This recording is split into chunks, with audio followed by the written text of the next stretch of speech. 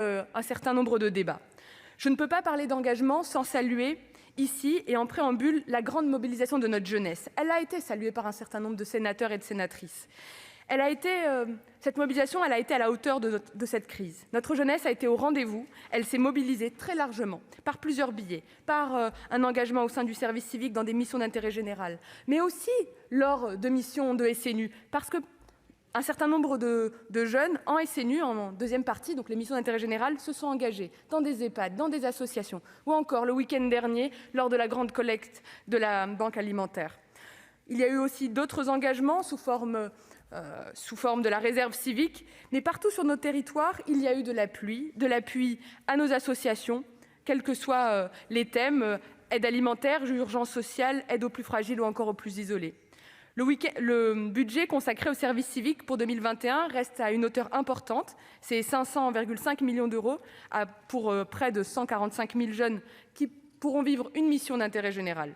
Par ailleurs, et vous l'avez souligné, le président de la République a annoncé le 14 juillet dernier une augmentation exceptionnelle de 100 000 missions complémentaires de service civique sur 2020-2021, avec un concours budgétaire de 363 millions d'euros.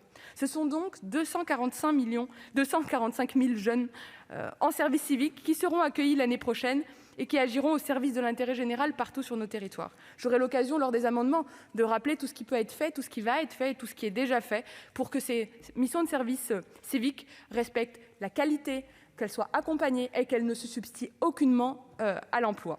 Nous poursuivrons en 2021 cette mise en œuvre et la mise en œuvre du service national universel également, avec un budget en hausse, un budget assumé à 61 millions d'euros, soit 31 millions d'euros de plus par rapport à la LFI 2020.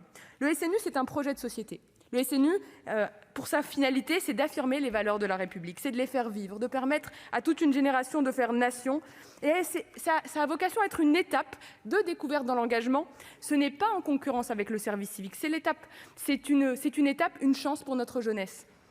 Et la crise sanitaire, oui, elle a bousculé son déploiement. C'est une réalité, comme elle a bousculé nos vies et notre société. Elle l'a bousculé, mais elle ne l'a pas arrêté, puisqu'il y a eu une inversion des missions.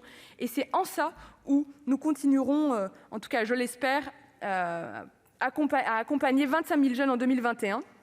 Et j'aurai l'occasion de revenir lors des amendements sur le détail.